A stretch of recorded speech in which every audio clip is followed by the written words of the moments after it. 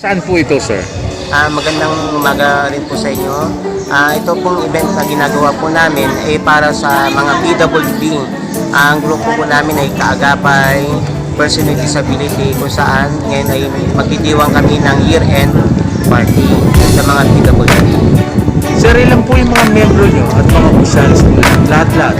Approximate po ang aming officers ay 10.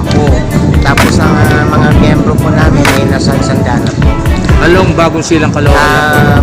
Along Bagong Silang na po. Kumbaga, mga membro, mapunta pala na yung 100. Kailan po tinatagpo? Actually, tinatagpo to noon ay kaunlad pa dati. October 2002. Pero dahil namatay yung aming founding chairman, so nawala po yung aming organization. Ngayon po, bali, pinaregister po namin sa SEC ngayong September 13, 2023. Bali, napalitan na po ng Kaagapay Person with Disability. Dating kaunlad.